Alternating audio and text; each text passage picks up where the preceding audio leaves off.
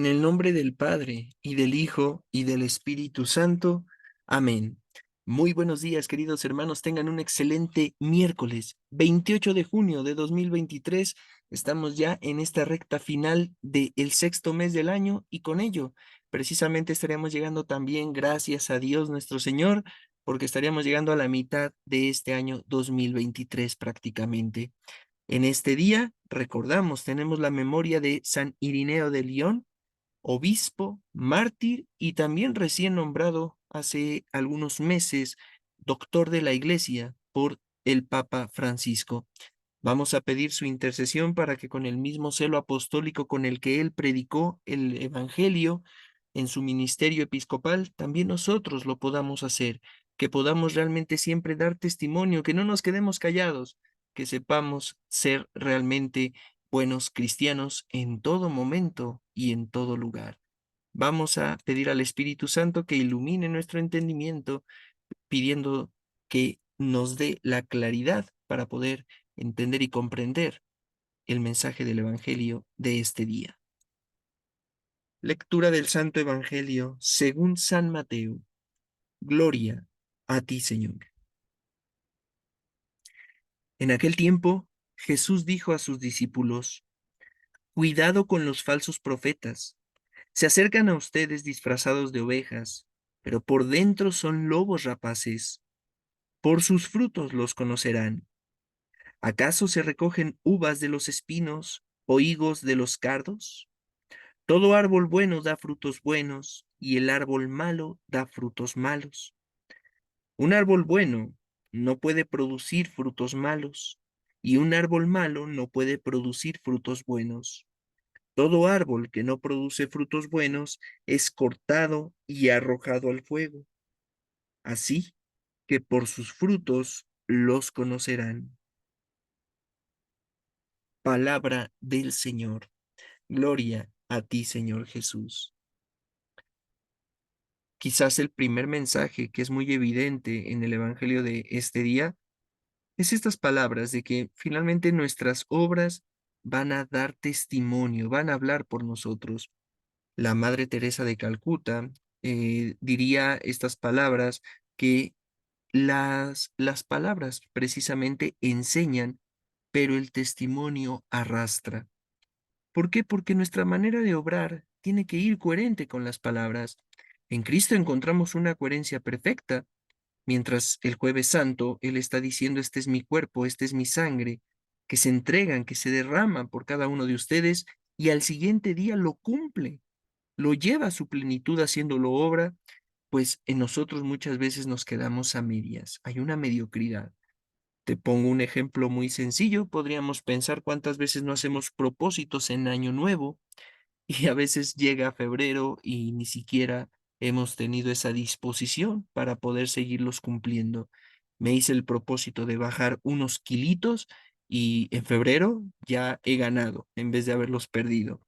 Es un ejemplo y así podemos verlo en muchas otras cosas, pero conviene que pensemos en una situación que para tener esa disciplina, para tener esa coherencia, para tener esa perseverancia, necesitamos nosotros también precisamente ir educándonos poco a poco, ir formándonos en buenos hábitos y que posteriormente se van a crear virtudes.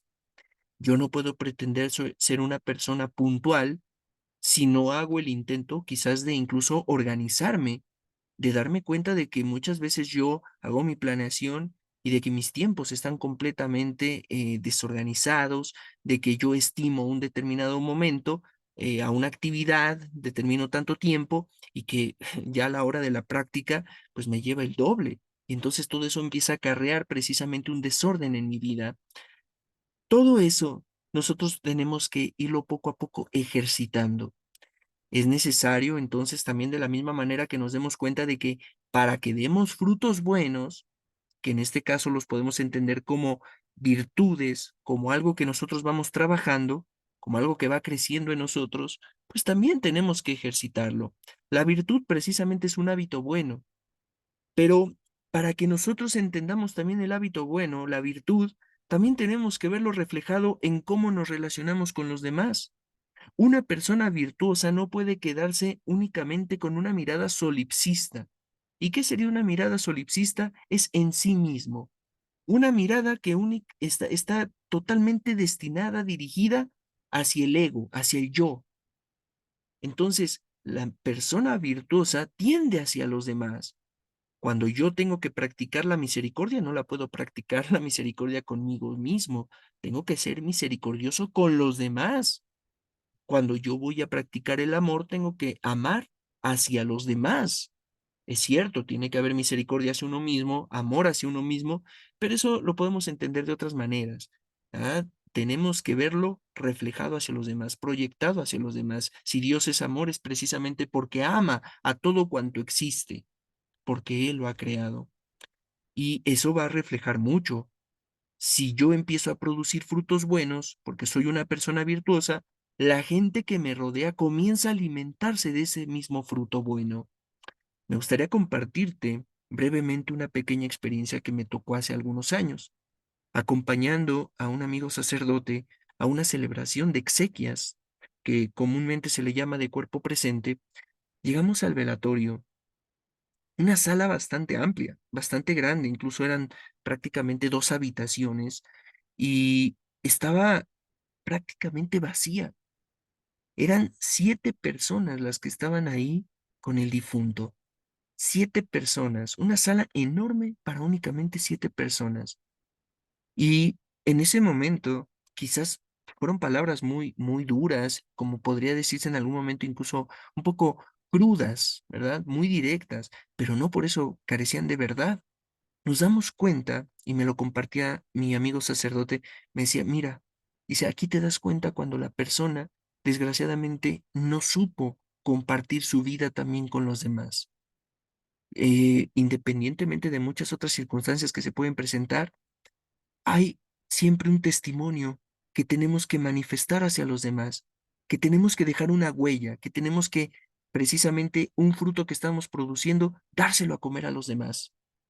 Una persona cuando fallece y que vemos que está completamente rodeada de gente, que quizás están llorando precisamente por su pérdida, porque les duele desprenderse de él, porque les ha dejado precisamente un buen sabor de boca. No están ahí por compromiso, no están ahí porque no les queda de otra. La gente, cuando acudimos a una situación de estas, a un velorio, lo hacemos porque precisamente hay una persona a la que amamos, a la que queremos, y queremos que sienta nuestra compañía, nuestra presencia ahí a un lado. Eso se hace precisamente por una gratitud, por un sentido de compañía, como te lo decía, de incluso este principio de alteridad, de ponerme en tu lugar, porque sé que si yo estuviera atravesando por esa situación, tú estarías conmigo. Pero eso es un compromiso quizás, pero no ver la palabra compromiso en un sentido negativo, como si estuviera obligado, como si estuviera forzado. No, el compromiso se crea precisamente como una especie de vínculo, como si yo te doy y sé que tú me vas a dar, pero precisamente más bien verlo como en un sentido de reciprocidad, ¿ah? De que hay una respuesta a lo que yo doy. Entonces, este ejemplo que yo te comparto, convendría que por un momento, quizás un poco duro, como te lo decía hace unos instantes, pero convendría que nos pudiéramos a pensar. ¿Tú te has puesto a pensar el día que tú te vayas de este mundo, porque va a llegar, todos nos tenemos que ir de aquí? ¿Cómo va a estar tu funeral? ¿Va a haber mucha gente? ¿Qué va a decir la gente de ti? ¿De qué manera se van a expresar? Pero también que lo veamos incluso más profundo. ¿Qué huella les has dejado? ¿Te van a tener en el concepto de que fuiste un árbol que dio buenos frutos? ¿O por el contrario, una persona totalmente egoísta, una persona de mal carácter, que todo el tiempo estaba peleando, que todo el tiempo era iracunda, que era explosiva? Necesitamos ver qué estamos sembrando también en los corazones de los demás. Y esto también iría muy ligado con lo que nosotros nos estamos alimentando. Porque claro, hace un momento también yo te decía, nosotros nos tenemos que amar y también tenemos que amar a los demás, pero no vamos a poder dar algo que no tenemos. Yo no me puedo alimentar, por ejemplo, de, de, de Dios y hablar del demonio, ¿verdad? Yo no puedo alimentarme del demonio y hablar de Dios. de todo aquello de lo que nos estamos alimentando, nos estamos nutriendo, es la manera en la que va a ir creciendo nuestro propio árbol de la vida, y es lo que va a dar. Y entonces, en ese sentido, nuestro testimonio también va a dejar mucho que desear, va a dar mucho de qué hablar, pero va a depender de si se habla para bien o si se habla para mal. Hay que entender algo, y lo dice nuestro Señor, que todo árbol produce, pero dice nuestro Señor, todo árbol que no produce frutos buenos, es decir, que está produciendo frutos malos, va a depender de nosotros. Yo soy quien decide qué clase de frutos quiero producir. Yo soy el que decide qué clase de hogar quiere formar. A veces me toca en la experiencia con matrimonios escuchar cómo algunas parejas ya incluso llegan a decir es que yo ya ni siquiera quiero estar en mi casa, yo ya no quiero ni siquiera ver a mi mujer, me fastidia, me cansa, etcétera. Y uno dice, pues es que entonces, ¿qué clase de matrimonio estás buscando construir donde ya ni siquiera tienes ganas? No, pues sí, es que ya no tengo ganas. Bueno, entonces eso no es error de tu mujer, es error tuyo, porque no tienes la decisión, porque no tienes la fuerza de voluntad, porque tu palabra no tiene ningún valor, porque has decidido precisamente demeritar lo que en algún momento tú prometiste. Has decidido romper esa promesa, que te voy a amar para siempre, que vamos a echarle ganas, que vamos a construir una buena familia, y se te acabaron. Y volvemos a lo que decía en un inicio. Iniciamos el año nuevo con mil y un proyectos, sueños, metas por cumplir, y todavía ni siquiera llegamos a febrero y ya los rompimos. Y así nos sucede con proyectos que son incluso a largo plazo con mayor frecuencia. Aprendamos a ser constantes. Todo árbol produce. El problema es qué estamos produciendo. ¿Qué le estás dejando a tus hijos? ¿Qué le estás dejando a tus vecinos? ¿Qué le estás dejando a tus amigos? ¿Qué le estás dejando a tu mujer? ¿A tu marido? ¿Qué le estás dejando? Y en primer lugar, no porque lo mencione al último, es el menos importante, al contrario, el más importante. ¿Qué le estás dejando a Dios? ¿Qué clase de fruto le estás llevando a Dios? Porque quizás eres una persona que va cada domingo a misa, pero ¿cómo van tus manos? ¿Con qué clase de fruto? ¿Con qué clase de ofrenda? ¿Una ofrenda que le dibuje una sonrisa en el rostro a nuestro Señor? ¿O una ofrenda que pues, prácticamente parecería una burla? A veces así. Hay muchas personas llegan a la misa y prácticamente lo hacen forzadas. Van y se sientan en la banca y creen que por eso ya están cumpliendo. Creen que por eso ya Dios tiene que ser bueno con ellos. Ya creen que por eso Dios tiene que ser providente y darles a manos llenas. Es gente que por desgracia no conoce a Dios. Gente cuando confundimos que estamos realmente mal económicamente, materialmente, y que creemos que Dios nos ha abandonado, o cuando es al revés, que nos está yendo muy bien y todo es viento a favor, ¿verdad? Todo el mundo es color de rosa y creemos que entonces Dios nos ama. Hay que aprender a decidir nosotros, elegir a Dios sin importar las circunstancias. Es un acto propio, como lo decía al inicio también, la virtud. Es un hábito que nosotros tenemos que decidir realizar. Un acto de amar, un acto de fe, un acto de convertirnos, un acto de cambiar de actitud, de cambiar de nuestro carácter. Que dejemos de lado esa persona soberbia, arrogante, egoísta, iracunda, prepotente, que todo el tiempo está peleando, que todo el tiempo está guardando resentimientos. La decisión es de uno. Dios no va a venir a agarrar y decirte, mira, voy a tocarte para que cambies, como si fuera arte de magia. No, Dios nos hizo libres. Nos dio voluntad y nos dio inteligencia para que lo descubramos a Él como la verdad y la bondad. Depende de nosotros saber elegirlo y no irnos únicamente con aquellos que se han disfrazado de falsos dioses, que son el poder, el dinero, el odio, que tanto nos envenena.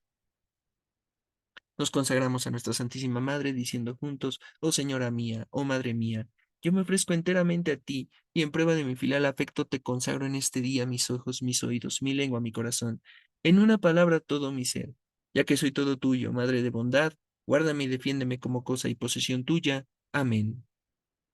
San Miguel Arcángel, defiéndenos en la batalla, sé nuestro amparo contra las perversidades y acechanzas del demonio. Reprímale Dios, pedimos suplicantes. Y tú, príncipe de la milicia celestial, Arroja al infierno con el divino poder a Satanás y a los otros espíritus malignos que andan dispersos por el mundo para la perdición de las almas. Amén. Ave María Purísima, sin pecado concebida. San Irineo de León, obispo, mártir y doctor de nuestra Iglesia, ruega por nosotros. En el nombre del Padre, y del Hijo, y del Espíritu Santo. Amén. Que tengas un excelente miércoles, que la gracia, la paz y el amor de nuestro Señor permanezca contigo y con tu familia. Comparte el Evangelio para que podamos seguir evangelizando, llevando el mensaje de nuestro Señor a más y más personas. Dios te bendiga.